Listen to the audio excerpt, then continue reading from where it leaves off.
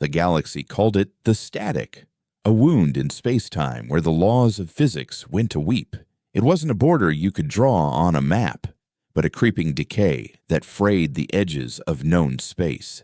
Ships that drifted too close had their systems turned to slush, their navigators to madmen, their hulls to tombs.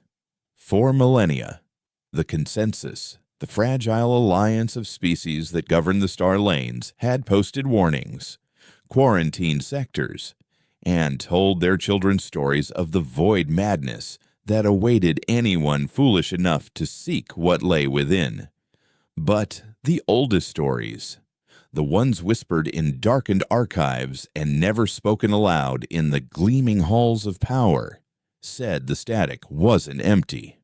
They said it was a cage, and that the consensus owed its very existence to the ones who had built it, the architects, humanity, a species that had vanished from the galactic stage so completely and so long ago they had been relegated to myth.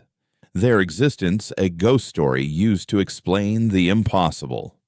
They were the creators of the great cosmic silence, the beings who had supposedly tamed the universe's chaotic heart, and then, without a word, disappeared into their own enigma, leaving behind only the static as their final, terrifying legacy. I never cared much for myths. My name is Alara, and for most of my life, the universe was a place of elegant, predictable mathematics. As a junior cartographer under the tutelage of Kyle, the last of the old-school celestial mappers, my world was one of gravimetric eddies, stellar nurseries, and the beautiful, silent dance of nebulae. We didn't chase ghosts, we charted reality. I was a null, a genetic anomaly making me a ghost of a different sort. Most sentient life in the consensus carried a bio-resonant marker, a faint energy signature that integrated them with the network of comms, transports, and data streams that held civilization together. Nulls lacked this marker.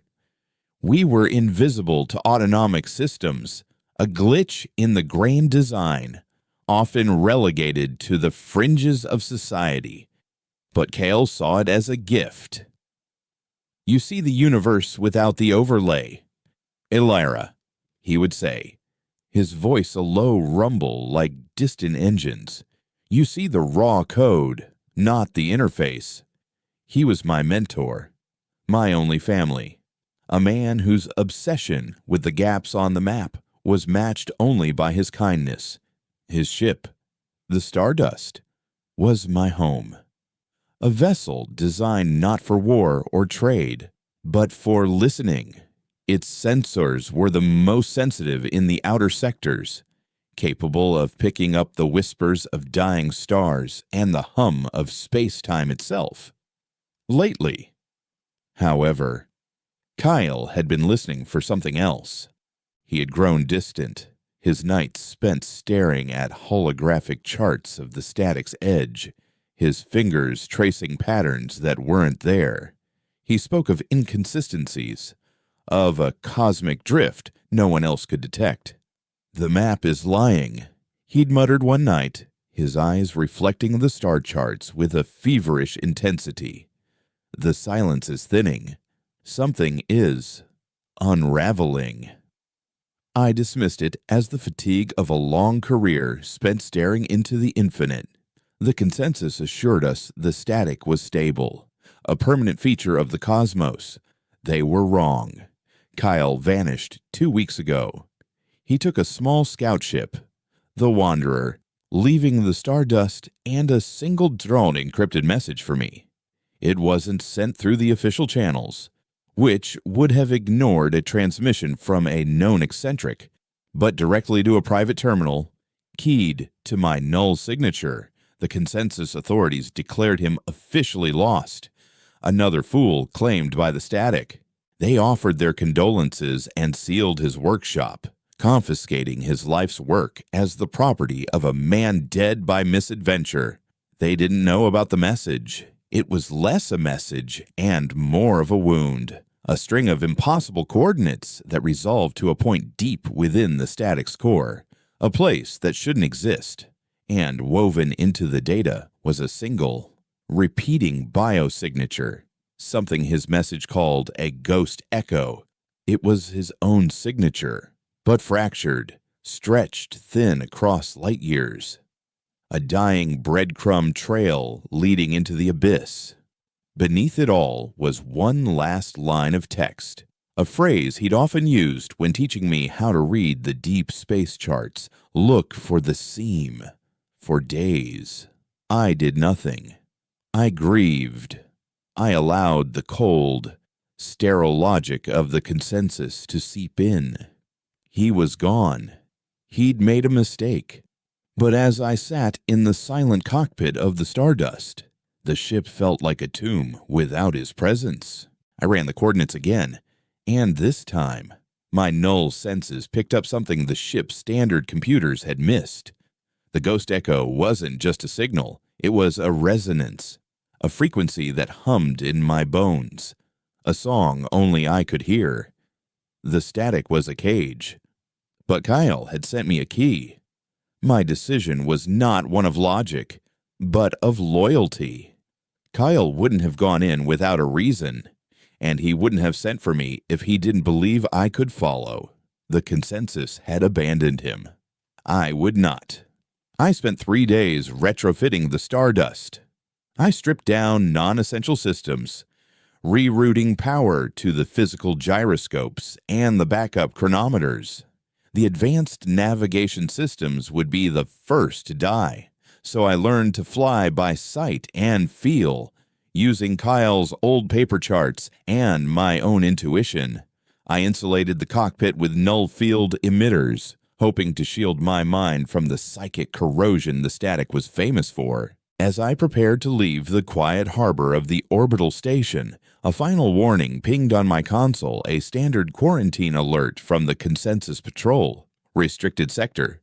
Turn back, or your signal will be terminated. I erased the message and aimed the Stardust at the shimmering, distorted edge of known space.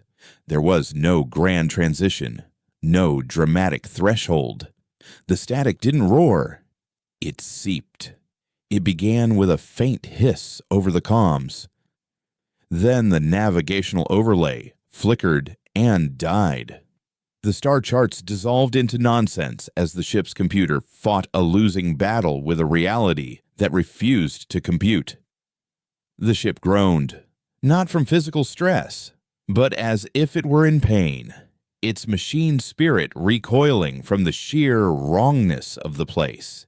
Inside my shielded cockpit, I felt it too, a deep, resonant pressure against my skull, a sense of being watched by something ancient and utterly indifferent.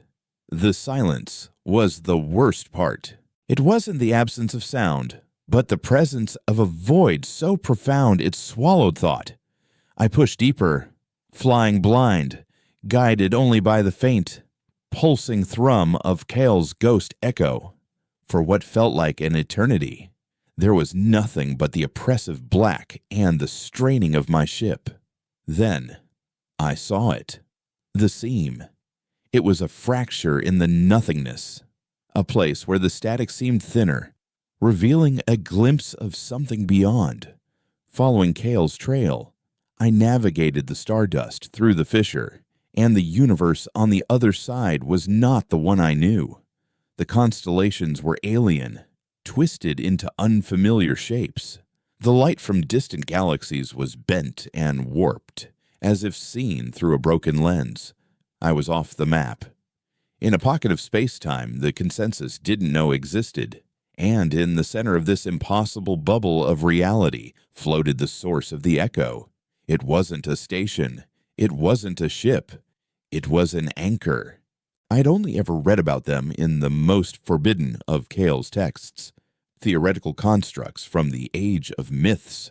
The architects, the legends claimed, had built them to stabilize the universe, to impose order on chaos.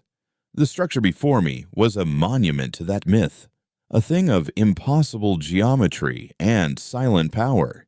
It was a lattice of black, unreflective material that seemed to drink the light, interwoven with filaments of what looked like frozen energy, all of it humming with a power that made the stardust's hull vibrate in sympathy. It was the size of a small moon, and it felt older than the stars themselves. Near its base, I saw what I had dreaded most, the wreck of the Wanderer. Kale's scout ship was lodged against the anchor, its hull not broken or burned, but dissolved. The edges of the metal were frayed into atomic mist, as if the very concept of the ship was being slowly erased by proximity to the structure. There were no life signs. He was gone. As grief threatened to swallow me whole, a new sensation rippled through my ship. The Stardust's systems, dead since entering the static, flickered to life. The screens glowed with an unfamiliar script, Terran Standard, the language of the architects, a language no one had been able to translate for 50,000 years. But I could read it. The words flowed into my mind not as language, but as pure meaning. My null genetics weren't just a lack of a signal. They were a key, a receiver for this ancient technology. The anchor knew I was here. It spoke to me then, not in a voice, but in a torrent of raw information that bypassed my eyes and ears and poured directly into my consciousness. It showed me a vision, a glimpse of the universe as it was meant to be without the anchors. It was a roiling, chaotic inferno, a sea of dissolving stars and collapsing realities, a nightmare of pure entropy. The static wasn't a cage to keep something in. It was a buffer, a dam holding back the tide of cosmic madness. The anchors weren't weapons or monuments. They were the machines that held reality together. And this one was failing. The vision shattered as a proximity alert, raw and visceral, screamed through my mind. I looked up from my console, my heart pounding, and saw another ship materialize from the distorted space nearby. It was no scavenger or consensus patrol vessel. It was sleek and black, shaped like a shard of obsidian, and its hull bore a symbol I recognized from Kale's most secret files, a broken spiral, the sigil of the Unravelers, a doomsday cult that worshipped entropy. They believed the anchors were cosmic prisons, and their sole purpose was to find them, destroy them, and liberate the universe into its true, chaotic form. They weren't supposed to be able to navigate the static. They shouldn't have been able to find this place. Then the horrifying realization struck me. They hadn't followed Kyle. They had followed his ghost echo. They had followed me. I was not just the key to the anchor. I was their key. Too. A cold, mechanical voice sliced through the silence of my cockpit. Not from my comms, but directly from their ship to mine. A technology that shouldn't work here. The null has arrived. The architect's child comes home to watch the end. Do not interfere. Your purpose is fulfilled. They weren't here to fight me. They were here to watch me. They knew something I didn't. As their ship began to power a weapon, its energy directed not at me, but at the failing heart of the anchor. I understood Kale's final warning. Look for the seam. He wasn't talking about a place. He was talking about me. The Unraveler ship didn't fire a laser or a missile. It unleashed a wave of pure entropy, a ripple in space-time that sought to unmake reality itself. It was a weapon of philosophy, and as it surged toward the ancient anchor, I saw the starlight behind it flicker and die, not blocked, but erased. My mind screamed in silent, primal terror, the instinct of a being that did not want to become undone. The Stardust, a vessel of science and peace, had no shield for this. I was a spectator at the end of the universe, but the anchor was not dead yet, and it was no longer indifferent. As the wave of non-existence closed in, a connection forged between the machine and my mind, a circuit completed by my null heritage. It didn't ask for permission. It simply took control. A torrent of impossibly complex data flooded my senses, not as images or words, but as raw understanding.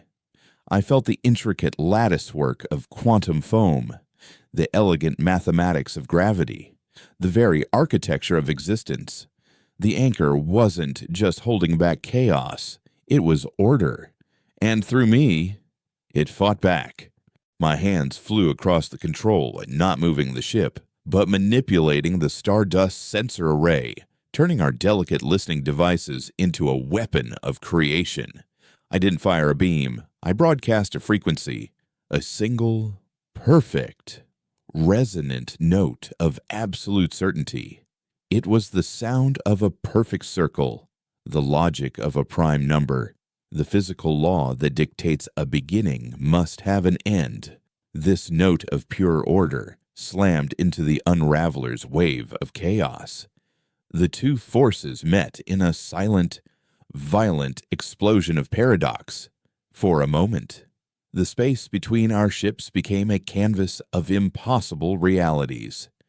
I saw stars born and dying in the same instant, colors that had no name, geometric shapes that violated their own definitions. The universe buckled, and my mind, the focal point of the anchor's will, felt like it was being torn apart and stitched back together 1,000 times a second. The Unraveler ship recoiled, its sleek black hull flickering as the wave of order washed over it, its own system struggling against the imposition of absolute law. It was like trying to force a madman to solve a flawless equation. Its very nature rebelled. The entropic weapon sputtered and died, and the ship, its purpose thwarted, began to drift. The cold, mechanical voice returned, laced now with something that sounded almost like surprise. The anchor defends itself.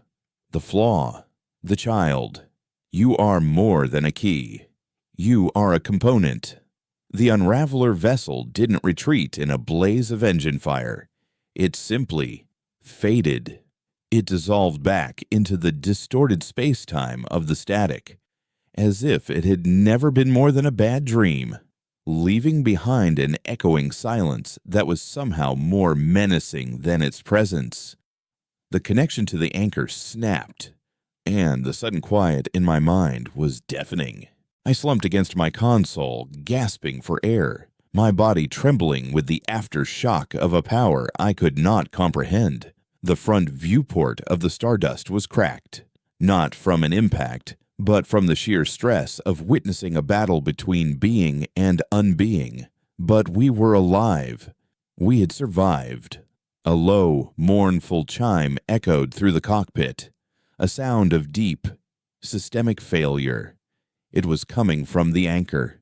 A new flood of information, weaker this time, filled my mind. It was a damage report, a schematic of its own dying heart. The Unraveler's attack had been a pinprick, but the anchor was a structure of cosmic precision, and the damage had severed a critical connection.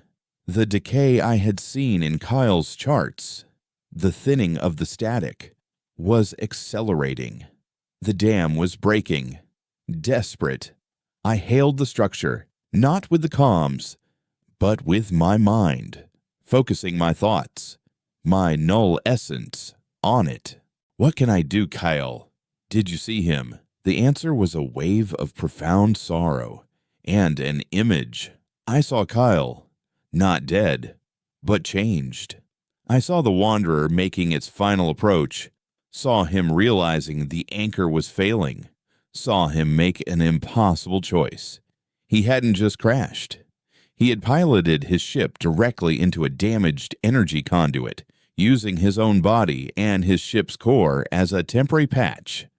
A desperate act of celestial first aid. His life force, his consciousness, had been absorbed into the machine, becoming a part of its processes.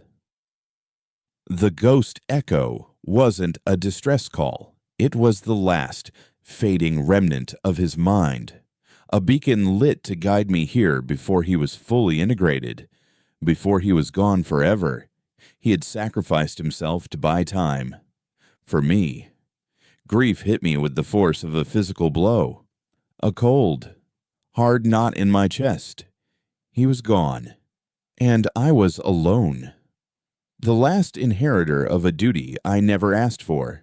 The anchor's next message was not emotional, but a statement of pure fact. The network is compromised. The resonance cascade has begun. Order decays. Reality requires maintenance. It showed me a new map, not of stars, but of a web of interconnected energies that spanned the galaxy. This anchor, designated Keystone, was but one of a system of 9, the great anchors built by the architects. They were the pillars that held up the ceiling of reality, and the unravelers had just knocked one loose. The others were now in jeopardy, their own decay accelerated by Keystone's failure. The unravelers hadn't needed to destroy this one completely. They just needed to wound it enough to start a chain reaction. The protocol must be initiated. A reboot requires a catalyst. The architect's child must reconnect the network. You must become the cartographer of the seams. It was a mandate, a mission passed down through 50,000 years of silence. The architects had foreseen this. They had known their creation was not permanent, that it would one day need a caretaker, and they had built a failsafe into their own bloodline, the Nulls. We weren't a glitch. We were the designated repair crew, the only beings capable of navigating the raw, unfiltered reality between the anchors. The very seams Kyle had told me to find. The task was impossible. I was one person in one small ship. The galaxy was vast. The vessel is insufficient. The anchor stated, as if reading my thoughts. It must be remade. Before I could react, a beam of soft, white light erupted from the anchor's core and enveloped the stardust. It wasn't a tractor beam or a weapon. It was a stream of pure information, of architect code. The ship's hull plating shimmered and reformed, becoming a darker, more resilient alloy that seemed to absorb and nullify the static's corrosive effects. My engine sputtered, died, and then roared back to life with a clean, powerful hum that resonated with the anchor itself. On my console, the dead navigation system rebooted, but the star charts were gone. In their place was a single, 3-dimensional, glowing line, the first seam, a hidden pathway through space-time leading to the next anchor. The ship systems were no longer just tools. They were extensions of my own will, responding to my thoughts before I could even voice them. The stardust was gone.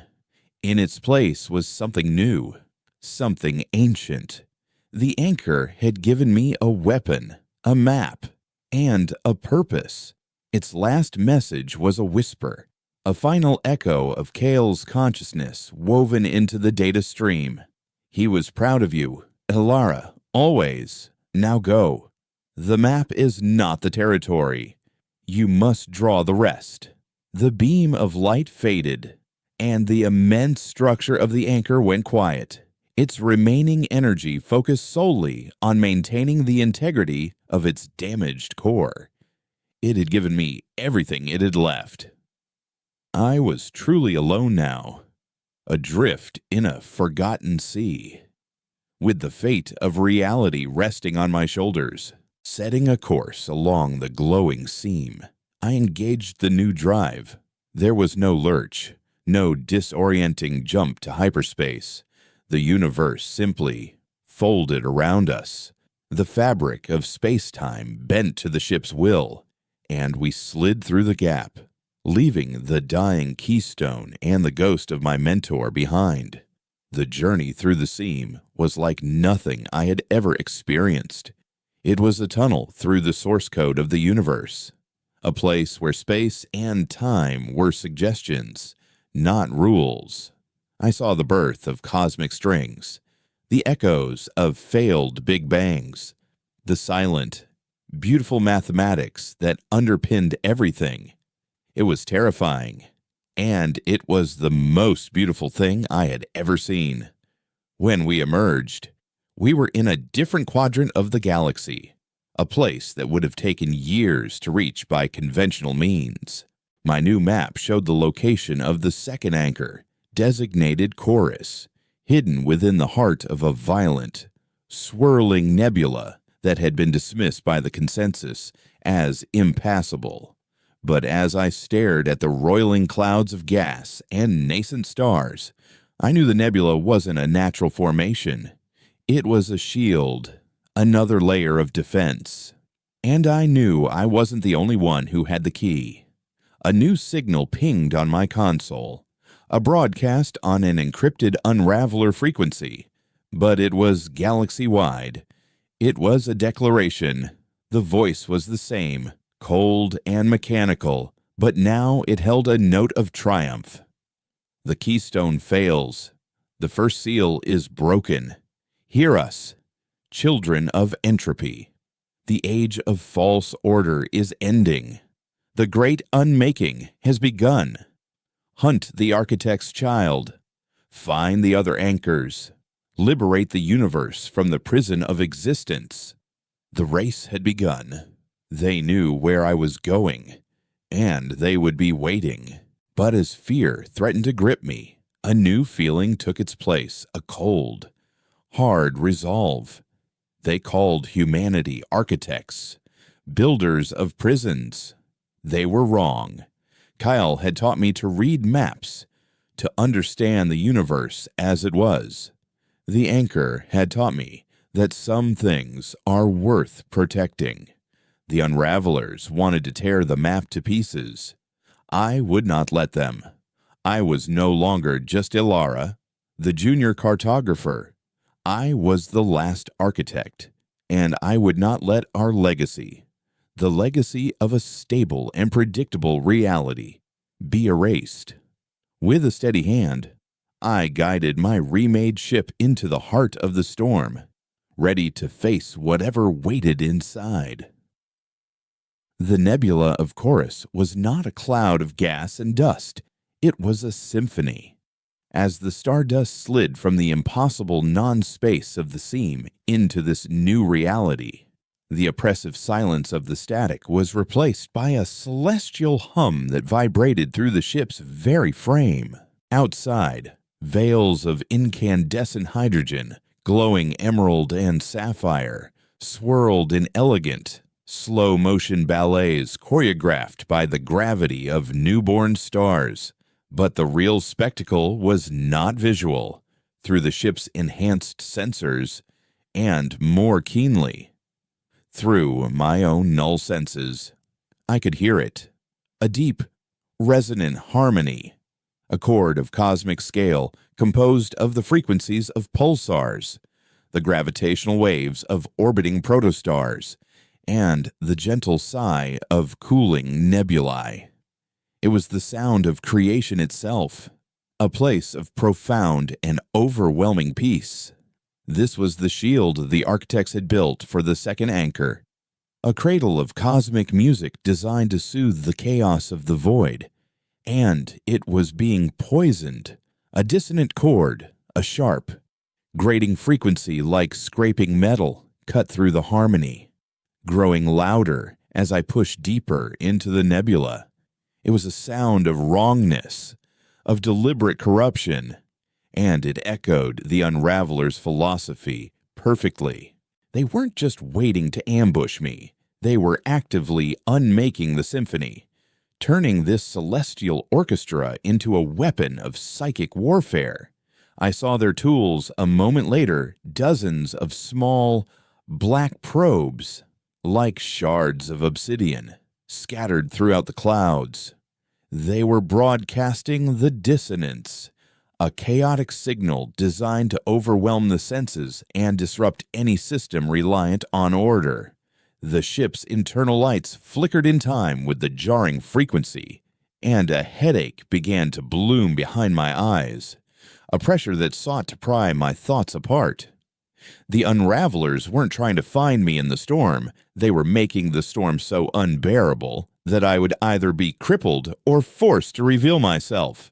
My first instinct was to fight, to use the ship's new, unknown capabilities to blast the probes out of existence. But the anchor's lesson had been one of precision, not brute force. I was a cartographer, not a soldier. A map maker doesn't destroy the landscape. She understands it. Closing my eyes, I pushed past the pain of the dissonance and focused on the original song, the deep, underlying harmony of the nebula itself. It was still there, a bass note beneath the screeching feedback. The ship is an extension of you, I reminded myself, recalling the feeling of connection at Keystone. I didn't command the stardust with my hands anymore. I guided it with my intent. I focused on the pure, harmonious frequencies, and on my console. The navigational display shifted. It became a tapestry of sound waves, a visual representation of the nebula's music. The Unraveler's dissonance was a jagged, ugly scar across it, but the true song flowed around it in coherent, protected streams. I had found my path. The stardust moved with a grace that defied its size, weaving through the shimmering gas clouds, following the quietest currents of the symphony. It was like sailing on a silent river through the heart of a hurricane. The dissonance probes grew more numerous, their chaotic noise intensifying. But by tuning the ship's resonance to match the nebula's core frequency, we became almost invisible to their disruptive waves, a single pure note in a cacophony of madness. I was learning to use the ship not as a machine, but as an instrument. My journey was a pilgrimage toward the heart of the music, the source of the grand harmony, the chorus anchor. It revealed itself in a sudden, breathtaking clearing at the nebula's core. The chaotic gases gave way to a pocket of perfect, silent space, and in its center floated a structure that looked like a colossal, crystalline tuning fork. Its tines, kilometers long, were forged from a material that seemed to be made of solidified light, and they vibrated with a low, silent hum that was the source of the entire nebula's song. It was beautiful, serene, and terribly vulnerable. As I brought the ship to a gentle stop, a new proximity alert screamed, not from a probe, but from a full-sized vessel. An Unraveler Harrow-class ship decloaked from behind one of the crystalline tines, its black, blade-like form a profane intrusion in this sacred space. They had let me find the path for them. The trap was sprung. The component serves its purpose. The cold, familiar voice echoed in my mind, an ice pick against my thoughts. It sings the path, and we follow. Your journey ends here, child of the flawed design. Their weapon ports glowed with entropic energy, but this time, I was ready. My connection with the stardust was seamless. I didn't think, I acted. As their entropic lance fired, I didn't dodge. Instead, I resonated. I pulsed the ship's shields with a harmonic frequency drawn directly from the chorus anchor, creating a wave of pure order that met their attack head-on. The two forces annihilated each other in a flash of silent, colorless light before they could fire again. I responded. The ship's sensor arrays, now repurposed as harmonic projectors, focused a beam of the nebula's own symphony, concentrated 1,000,000 times over, into a piercing lance of sound and vibration. It struck the Harrow ship not with explosive force, but with perfect resonance. The black hull vibrated violently, its plates groaning as the targeted frequency found the ship's own structural harmonics and amplified them to the breaking point. It was the architectural equivalent of a singer shattering a glass with a single, perfect note. Microfractures spiderwebbed across their armor. They were damaged, not by power, but by a perfect understanding of their own weakness. They were a vessel of chaos, and they could not withstand the application of flawless logic. But as I prepared a second blast, a third party crashed the performance. A new ship tore through the outer layers of the nebula, its form sleek and silver, brutally efficient in its design. It was consensus military, but of a make I had never seen before. A Ghost-class Inquisitor vessel, a ship built for hunting anomalies, for sterilizing threats to galactic order. Its energy signature was cold, controlled, and utterly uncompromising. A voice, crisp and authoritative, cut across all channels, overriding both my systems and the Unravelers. This is Inquisitor Valerius of the Consensus Internal Directorate. This entire sector is under quarantine by the authority of the High Council.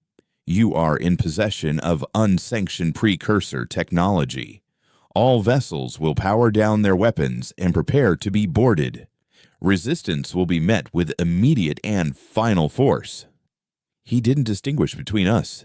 To him, the Unraveler ship actively trying to unmake reality and my own vessel trying to preserve it were the same two dangerous variables in an equation he was sent to solve by erasing it. I was caught. The Unravelers were in front of me, their ship damaged but still lethal. The Consensus was behind me, their intentions rigid and their firepower overwhelming. Any move I made could be my last. My mind raced. I couldn't fight both of them. I couldn't surrender to Valerius. The Consensus was blind to the truth, and they would lock me and the ship away while the rest of the anchors crumbled. I had only one option left to finish what I came here to do. Ignoring both ships, I turned the Stardust toward the great crystalline anchor. I need your help. I projected, opening my mind fully to the ancient machine. The response was immediate, a wave of acceptance and a flood of new data. Reconnecting this anchor wasn't a mechanical process, it was a performance. I had to become the conductor, using my ship to channel my null resonance and guide the anchor back to its correct frequency, retuning it to the fading song of the Keystone and the rest of the network. The Unravelers, realizing what I was about to do, opened fire again. A desperate barrage of chaotic energy. At the same time, Valerius's voice returned, colder now. Final warning. Power down, or you will be pacified. His ship's weapon ports glowed with the clean, white light of singularity cannons, weapons capable of punching a hole in a planet. I had seconds. With a surge of will, I plunged my consciousness into the heart of the chorus anchor. The symphony of the nebula became my own, and the Stardust became my baton. But I didn't just retune the anchor. As the wave of harmonic energy began to build, I wove a new element into the composition, a memory. I took the vision Keystone had shown me, the horrifying, raw image of the universe without the anchors, the roiling inferno of pure chaos, and I broadcast it. I wrapped it in the anchor's song, and unleashed it in a 360-degree wave of pure, undeniable truth. It was not a weapon of force, but a weapon of understanding. The effect was instantaneous. The Unraveler ship's entropic barrage dissipated as its crew, its very machine spirit, was struck by the perfect image of their ultimate goal. They were not agents of liberation. They were architects of a meaningless hell. Their ship went dead in the water, its systems paralyzed by philosophical shock. Valerius's ship was hit by the same wave. His shields, designed to stop energy and matter, offered no defense against a concept. On my screen, I saw his singularity cannons power down. His voice, when it came, was a choked whisper, all authority stripped away. What was that? The seed of doubt had been planted. He had seen the abyss his precious order was built upon. He finally understood what was at stake. In that moment of stunned silence, the chorus anchor, now partially stabilized, sent the coordinates for the next seam directly into my navigation system. There was no time for explanation, no room for negotiation. With a final, silent apology to the ghost of Kale for the chaos I was unleashing, I engaged the seam drive. The universe folded around the stardust, pulling me away from the paralyzed ships and the humming, newly awakened anchor. I had escaped, but I had left a galaxy in turmoil behind me. The Unravelers were exposed. The consensus was questioning its own dogma, and I was at the center of it all. A ghost flying a stolen symphony to the next battleground. I was no longer just being hunted by a cult. I was a heretic on the run from the Church of Reality itself, and the map was only getting larger. Emerging from the seam was a violent birth into a dead system. The third anchor, designated Forge, resided in a place the consensus star chart simply labeled the Scour. It was a stellar graveyard, a system where a star had gone supernova eons ago, leaving behind a spinning, ravenous black hole and a halo of shattered planets and asteroid fields. There was no symphony here, only the profound and unsettling silence of gravity's patient work. The nebula of Chorus had been a shield of beauty and complexity. The Scour was a fortress of brutal physics. It was a maze of gravitational tides and lethal debris, a place where a single miscalculation would see the stardust crushed into a paper-thin sheet of atoms. This was the architect's brute force defense, a lock that could only be picked by a navigator who could feel the pull of space-time in their bones. As I guided the ship through the first of the debris fields, dodging moon-sized chunks of planetary crust, I finally had a moment to process the aftershocks of my encounter with Inquisitor Valerius. My broadcast from the chorus anchor had been a desperate gambit, and I had no way of knowing its true consequences. Had I started a war schism within the consensus, or had I just painted an even bigger target on my back, a part of me, the old cartographer who craved order and predictability, felt a pang of profound guilt. I had shattered Valerius's worldview, and likely that of his entire crew. I had used a weapon of truth, but truth could be as destructive as any entropic lance. A new alert, soft and insistent, drew my attention.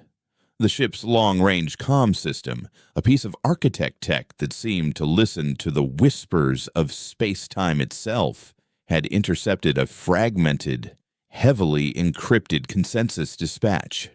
It was a black flag directive, the highest level of command, issued from the internal directorate itself. The message was corrupted, but the key phrases were chillingly clear. Rogue Null Operative, Vessel Stardust, designated architect anomaly, precursor technology, primary threat to galactic stability, Inquisitor Valerius, relieved of command. Execute Protocol Zero Sum. Neutralize the anomaly and its technology by any means necessary. Protocol Zero Sum. I'd only read about it in the darkest corners of Kale's archives. It wasn't a mission of capture or quarantine. It was a scorched earth policy, a command to erase a threat so completely that it would be wiped from the history books, its very existence denied. Valerius had hesitated, had allowed a seed of doubt to be planted. For that, he had been cast aside. His replacement would not make the same mistake. They were no longer just hunting me. They were coming to sterilize me, and anyone or anything that stood in their way. The pressure mounted, a cold weight in my chest. First the Unravelers, now the full, uncompromising might of the consensus. I was a fugitive from two opposing religions, both of which wanted me dead for their own reasons. Focus on the map, I told myself. Kyle's voice, a steadying echo in my memory. The path to the forge anchor was not a straight line, but a winding, treacherous dance with the black hole at the system's heart. I had to use its immense gravity as a slingshot, threading the needle between its event horizon and the swirling debris fields. It was a maneuver that would have been impossible for any known ship. But the Stardust was no longer a known ship. It responded to my intent, its seam drive making micro-adjustments to the fabric of space-time around its hull, allowing it to surf the gravity, wells like a leaf on a current. As I rounded the black hole's accretion disk, a breathtaking, terrifying ring of superheated matter, I saw it. The forge anchor was a structure of raw, industrial power. It was a colossal, spherical lattice of dark, metallic alloy, built directly into the heart of a half-shattered iron planetoid. It wasn't elegant like Chorus or mysterious like Keystone. It was a machine, a cosmic engine, and its surface was crawling with activity. Dozens of Unraveler ships swarmed around it, not attacking it, but integrating with it.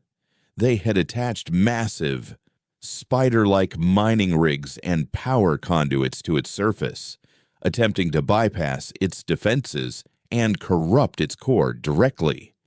They hadn't waited for me to lead them this time. They had found it on their own and were deep into the process of turning this pillar of reality into a weapon of mass unmaking. At the center of their fleet was a vessel that dwarfed the others, a command ship that radiated a cold, focused malevolence.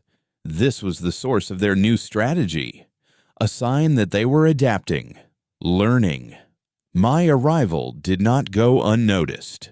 The moment the Stardust cleared the black hole's shadow, their entire fleet turned as one. But they didn't fire. The voice that reached me this time was not the cold. Mechanical drone. It was new. It was female, laced with a chilling, fanatic passion. The cartographer arrives, the final piece of the equation. We were wrong to try and destroy you, little ghost. We see now, you are not just the key. You are the catalyst. Your resonance is required to fully awaken the forge. Come, join us. Complete the great unmaking and become a god in the new chaos. They weren't trying to kill me anymore. They were trying to capture me, to use my null abilities as the final component in their horrific machine. A tractor beam, a sickly purple stream of contained anti-gravity, lashed out from their command ship, locking on to the Stardust. The ship groaned, its systems fighting against the unnatural pull. I was trapped, Caught between their fleet and the anchor, they were corrupting. But they had made a critical mistake. They had assumed that because this anchor was a machine of power, that its defense would be one of power as well. But the architects were smarter than that. The vessel is a tool. Keystone's first lesson echoed in my mind. Order is the only true weapon. I stopped fighting the tractor beam. Instead, I opened a channel, not to the Unravelers, but to the Forge anchor itself. I didn't send a plea for help or a wave of harmonic energy.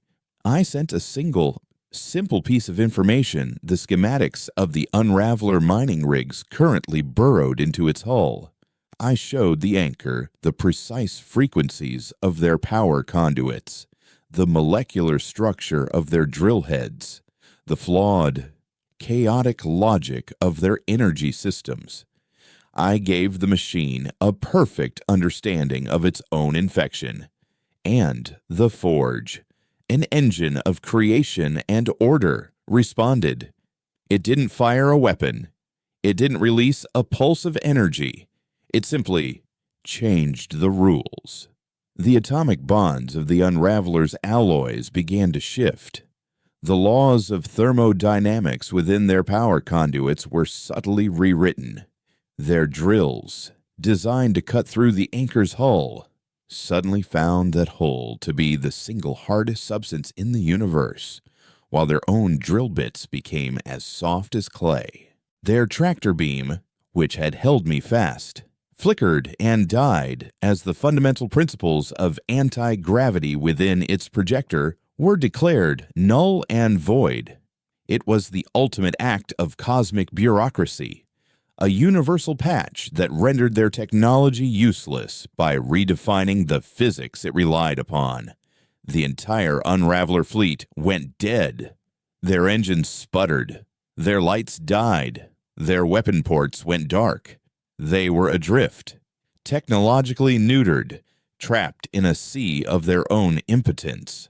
The passionate female voice screamed in my mind, a shriek of pure, undiluted rage and disbelief. What have you done? You cannot simply turn off the rules. I didn't. I thought, a grim satisfaction washing over me. It did. The battle was over before it began. Won not with firepower, but with a perfect application of the system's own internal logic. But my victory was short-lived. A new fleet of contacts appeared on the edge of the system, dropping out of hyperspace with brutal precision. They were silver. They were uncompromising. And they were legion. Dozens of Ghost-class Inquisitor vessels, led by a massive capital ship that could only be the flagship of Protocol Zero Sum. Valerius's replacement had arrived. A new voice, devoid of any emotion, broadcast across the system. This is Fleet Admiral Cora of the Consensus Zero Sum Directive. The Architect anomaly has been located. All Unraveler vessels will be ignored. They are irrelevant. The primary target is the null operative. All ships, open fire, erase the anomaly, leave nothing. They didn't hail me. They didn't warn me. They simply unleashed hell. A storm of singularity cannon fire ripped through the scour. A wave of pure destructive power that didn't distinguish between me, the dead Unraveler fleet, or the celestial debris. They weren't just trying to kill me. They were trying to annihilate the entire grid coordinate. The stardust bucked and screamed as a near miss vaporized an asteroid the size of a city just off our port bow. I was outgunned, outnumbered, and my trick with the Forge wouldn't work on them. Their technology was built on the same ordered principles as the anchors. I couldn't simply turn it off. Desperate, I flew the stardust directly toward the Forge anchor, seeking cover in its immense shadow. As the first consensus volley slammed into the anchor's hull and was absorbed without a scratch, an idea sparked in my mind. A desperate, insane plan, Born of the anchor's own nature, the forge was an engine. An engine needed fuel, and I was surrounded by a fleet of ships powered by contained singularities. With my mind connected to both the ship and the anchor, I did the unthinkable. I didn't just reconnect the forge to the network. I hot-wired it. I used my null resonance to create a conduit, a siphon, between the consensus fleet's power cores and the forge's dormant heart. It was the cosmic equivalent of sticking a fork in a power socket. The forge roared to life. A wave of raw, unfiltered creation energy erupted from its core, not as a weapon, but as a statement of pure, unadulterated being. The fabric of space-time itself warped around the anchor, creating a gravitational tsunami that surged outwards. The consensus fleet, built for stability and order, was thrown into chaos. Their perfect formations broke as their navigators fought against a tidal wave of distorted physics. Their singularity cannons sputtered as their power was mysteriously, inexplicably drained away. Admiral Cora's voice was a tight, controlled scream of fury over the comms. "What is this sorcery? All ships, recalibrate fire at will." But it was too late. In the eye of the storm I had created, the coordinates for the fourth seam appeared on my console. With a silent prayer to whatever gods of order might still be listening, I engaged the drive, leaving behind a baffled consensus fleet, a crippled unraveler armada, and a fully awakened cosmic engine that was now actively rewriting the laws of physics in its corner of the galaxy. I had survived, but I was escalating this conflict beyond anyone's control. I wasn't just a heretic anymore. I was a force of nature, and I was beginning to terrify myself. The passage through the fourth seam was different. It was turbulent, unstable, as if the fabric of the universe itself was growing threadbare. The brief, violent awakening of the forge anchor had sent shockwaves through the network, and the seams, the delicate pathways between the pillars of reality, were beginning to fray. When the stardust emerged, it was not into the cold silence of space, but into a paradox. We were in the upper atmosphere of a gas giant, a world of swirling, ochre clouds and perpetual lightning storms. Yet the ship's sensors registered the impossible. We were also inside a structure. The fourth anchor, sanctuary, was not hidden in a nebula or a graveyard. It was a self-contained reality, a pocket of breathable air and stable architecture carved directly into the planet's stormy heart. A literal eye of the storm, the size of a continent. It was a world within a world, the architect's ultimate refuge. And it was dying. The amber clouds outside were tinged with a sickly gray, and the lightning that flashed against the viewport was a jagged, unhealthy violet. The anchor's protective field was failing, and the planet's hyper-corrosive atmosphere was beginning to leak in, slowly dissolving this hidden paradise. My arrival triggered the final pre-recorded message from the architects, a ghostly hologram that flickered into existence on the bridge. It was a woman, her features a blend of a dozen human ethnicities, her eyes filled with a weary, ancient sorrow. She was not a queen or a general, but a scientist, a caretaker. If you're receiving this, her voice echoed, soft but clear, then you are a child of our blood, and our great work is at its end. The network has failed. We could not account for all variables. Belief, fanaticism. These were equations we could not solve. Her image gestured to the dying world around us. We built this sanctuary as a final repository, a seed bank for reality itself. It contains the core codes, the fundamental principles of existence we fought to preserve. But it cannot last without the network. The unravelers seek to destroy it. The consensus seeks to control it. Both are wrong. Order cannot be imposed by force, nor can it be erased by will. It must be chosen. Her gaze seemed to meet mine across 50,000 years of silence. You, the last cartographer, face a choice we did not. We built the cage, and for that, the galaxy never forgave us. You now hold the only key. You can reboot the system, restoring our order and restarting the cycle of fear and resentment. You can allow it to fall, letting the unravelers have their chaos. Or you can do something new. You can evolve the design. The choice is yours. The core is waiting. The hologram faded, leaving me alone with the weight of her final words. Before I could process the immensity of this choice, 2 fleets tore through the upper atmosphere, entering the sanctuary's protected space. On one side, the Unravelers, led by their fanatical priestess in her command ship, her lust for oblivion burning brighter than ever.